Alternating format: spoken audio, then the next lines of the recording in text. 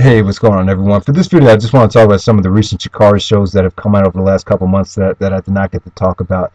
The season is already over.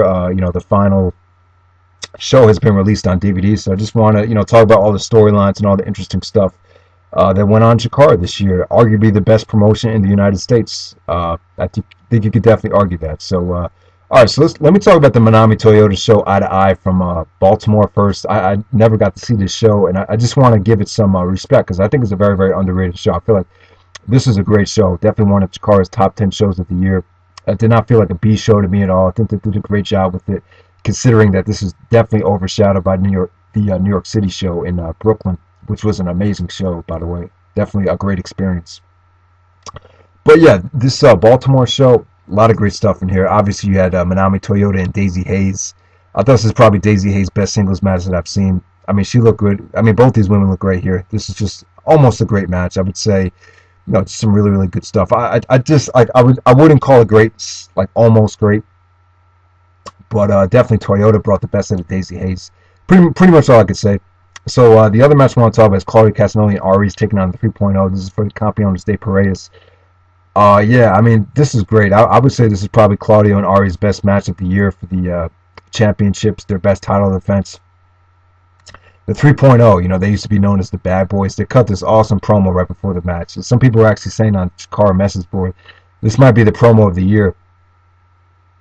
And yeah, definitely. There's a lot of excitement here, a lot of great near falls, a lot of drama. The crowd was definitely into it. This is a great show. I just felt like this was really, really good. Maybe this could have went a little bit longer. I think it definitely needed some extra time to hit that 4-star level, 4.25-star level. But yeah, just an awesome match. I was really, really impressed with the Osirian Portal and Incoherence in the 4-way elimination tag match. I think the Osirian Portal is great. I definitely think they deserve to be in Ring of Honor. I know at the ROH message board right now there's a thread about them, petitioning possibly to bring them in, and I think they're deserving of it. The problem is the gimmick is so heavy that it's going to be out of place in ROH, but I just want to talk about Ophidian for a second. I think Ophidian is great. I just want to give him some respect because back at King of the Trios, I thought it was kind of random how he won the Rey de Valdoors tournament, but I think this guy is great. He's the one that wears the snake, and I think he's a phenomenal wrestler. He's definitely improved, and he's definitely, I'll probably say one of the top 5 wrestlers in Chikara right now. So, I mean, some of the matches were kind of average on the show, but a lot of good stuff on here. I feel like this is probably, Chikara's most underrated show of the year, probably right now. And like I said, that's definitely Daizee Haze's best match that I've seen against Toyota. All right, so let's move on to the next show. I want to talk about Chikara's Terror in the Neighborhood. This show, kind of got shitted on by a lot of people. I would definitely say, probably Chikara's one of their worst shows of the year. Definitely one of the top 5 weakest shows of the year. Probably top 3, actually. But yeah, I think the problem with this show was in Connecticut. A lot of these fans just weren't familiar with the Chikara storylines. Derek Sabato really got under the fans' skin. A lot of people were like, "What the fuck is going on? I want my money back." Because they kind of overdid it with the Sabato stuff in this match. For those who don't know, Sabato's the evil referee. He's the BDK referee. He's very, very biased, and it just, a lot of these matches just didn't have potential to be great because of the Sabato stuff. I felt like Osirian Portal. They had a match against Aries and Claudio for the Campeones de Parejas. I mean, you would expect this to be great, but the Sabato stuff really, really.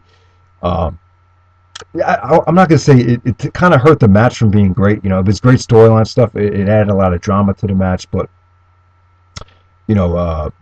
it just could have been a lot better though. And I think a lot of the fans just kind of were overwhelmed by the Sabato stuff because they really didn't know what was going on. You could tell they just weren't familiar with the storylines. But yeah, the rest of the show was pretty average. I mean, it was a B show. Not a lot of people were there, but it wasn't bad though. Like, I'm not gonna say this is terrible. It was still pretty fun though. There's still some good stuff on it. So, but yeah, like I said, not one of Chikara's best shows of the year. So I would probably not recommend it. But some good, like I said though, good storyline stuff on it. So let's move on to the next show. We got Chikara's Scornucopia. A pretty long show here, actually. This show, I don't really appreciate it. It's probably as much as some other people do. That this is highlighted by a Blast from the Past match. UltraMantis Black was in a 8-man tag team match with a lot of the old school Chikara talent. So, it was a fun match. They did some pretty fun things, a lot of, different things than you would normally see in wrestling today. It was just a nice comedy match. So, I enjoyed it for what it was worth. But like I said, though, you probably would really, really enjoy this if you were familiar with a lot of these guys that were in the match.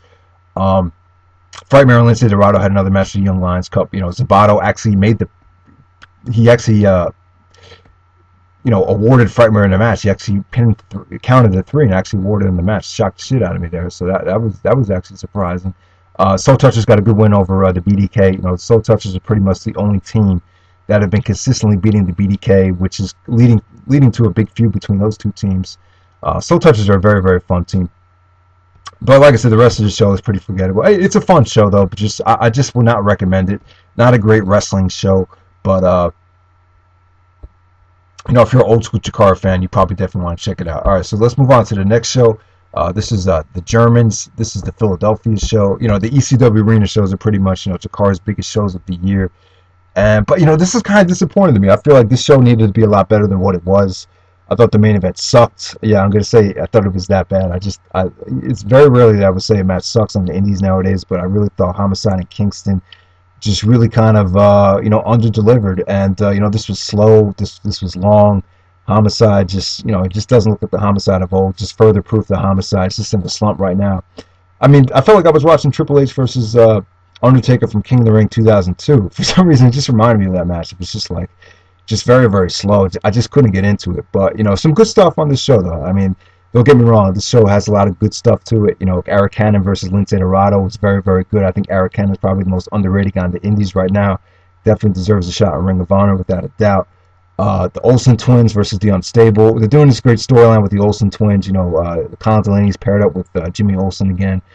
The Unstable is very, very mediocre though. I can't get into a lot of their matches, but I don't know. Like the one thing about this is I feel like they kind of just did this. The Futures now is kind of fading away, or they're pretty much done now. I would imagine that Ricochet is not in Chikara anymore. I'm not sure about that, but I would imagine that he's so high in demand now that he's just not going to be wrestling for Chikara on a permanent basis. So that kind of sucks. But yeah, I mean they had a good match here with UltraMantis Black and Aries. This was very, very entertaining. You don't necessarily see these types of matches in Chikara. They brawl outside, they brawl all over the arena. Aries took a backdrop off the top of the stage, and I just thought it was a lot of fun. There was a cool turn at the end. You had Obarian and his other tag team partner. Obarian's the dude that wears the green face paint. He kind of looks like an evil Sting, and he was ordered to turn on UltraMantis Black by I think his name is Zamboni. He's like this leader of this new Ministry of Darkness thing. He actually wants the Eye of Tyr from UltraMantis Black. So that's pretty much the storyline right there. I think it's a pretty cool storyline. I'm actually hooked by it. Or it's just drawing my attention. I know a lot of people are kind of thinking it's kind of coming out of left field, but we'll see how that plays out. The Eye of Tyr. That's the thing that Delirious ran away from earlier in the year. For some of you guys that might not know. But I'm not that familiar with the whole formation of the BDK and the whole Eye of Tyr thing. So, but like I said, I think it's interesting though. I'm kind of interested to see how that plays out. All right, so next up, let's talk about Sara, and Daizee, Haze, Icarus and Chuck Taylor, Mike Quackenbush and Jigsaw, and the Osirian Portal. This is a 4-way elimination tag match. This was really good. This is probably the match of the night. I thought this gave Quackenbush and Jigsaw a lot of momentum heading into their tag team title shot at the finale show.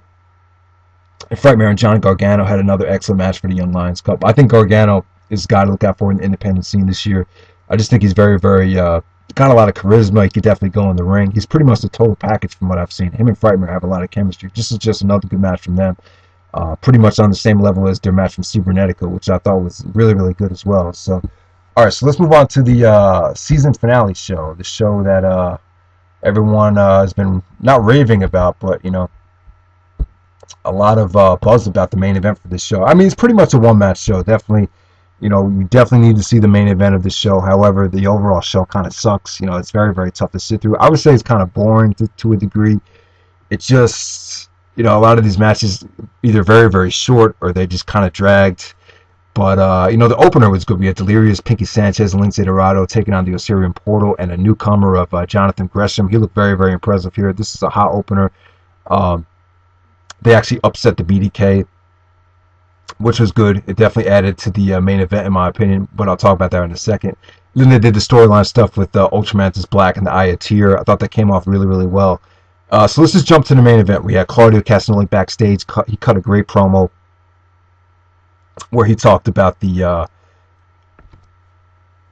how the BDKs on a losing streak, you know, because they lost to the Soul Touchers 3 times in a row. There was a huge beatdown on the Soul Touchers the night before, which came off really, really well. So that was good. But Claudio cut this nice motivational speech, and then we get down to the main event. We had Claudio and Aris defending the Campeones de Paredes against Mike Quackenbush and Jigsaw. This is excellent. This is one of the best Chikara matches of the year, in my opinion. If you've been watching the company all year, you'll definitely get goosebumps after this match. I just thought it was that good. I thought the referee stuff was extremely well done with Bryce Remsburg and Derek Zabato. You know, Bryce is pretty much the Chikara referee, and then Zabato's the BDK referee. And this is both of them definitely added to the match. You know, Quackenbush got a nice pinfall over Claudio to put his team up 1-0. You know, these are 2 out of 3 falls matches. So, and you know, I just thought there was a lot of drama. Eventually, it was tied up at 1 fall apiece. And you know, Claudio actually Ricola bomb Quackenbush. You know, counted the near fall, and then all of a sudden, Bryce Remsburg actually takes out Zabato. And then, you know, Bryce Remsburg referees the rest of the match. And, oh, actually, you know, before I get to the finishing sequence, you know, like I said, there was some great stuff with the refs. You know, Claudio actually took out Bryce Remsburg during halfway through the match. So Zabato was, you know, it definitely looked like Zabato was going to, you know, control the match, and the BDK was going to win in typical BDK fashion. So you were just kind of like, oh, man, is it really going to end like this? But that save that Bryce Remsburg made, it came out of nowhere. It definitely, you know, brought a lot of emotion to this match. And then I think Jigsaw super kicked Claudio out of the ring. Then Jigsaw super kicked Aries, hit him with the Gigatonic. And then Quackenbush and Jigsaw, the new Campeones de Paredes, the new tag team champions. I just thought it was a beautiful match. It was a terrific ending. You know, maybe I'm kind of overrating the match, but I'm going to say 4.25 stars. Just definitely a feel-good moment. Definitely gave me goosebumps. And pretty much the only reason to check out this show is pretty much just based on one match. So, but if you're a big Chikara fan and you're in tune with the storylines, then I definitely say this is must see. So that's pretty much it. Hope you guys enjoyed the video. If you want to check out Chikara, go to smartmarkvideo.com. And I just want to let everyone know I'm actually going to be doing the top 5 or the top matches of the year countdown again. I just want to do it. I was thinking about not doing it, but I really want to do it. Because it definitely helps me out a lot. It definitely, you know, helps me with knowing what to check out, you know, some of the matches that I might have missed. And I just think it's a fun thing to do. So if you guys are interested in participating, you can send me a private message of your top 5 matches of the year. I'll have another video this week where I'll give you the instructions of exactly what to do. So yeah, I think that'll be cool. So like I said, definitely, you know, this has been a great year for Chikara. So definitely support them. The whole BDK angle. Definitely had me hooked. I would definitely say that. And like I said, I definitely think you could argue that Chikara has been the best promotion in the United States in 2010. So, all right, guys, thanks for watching.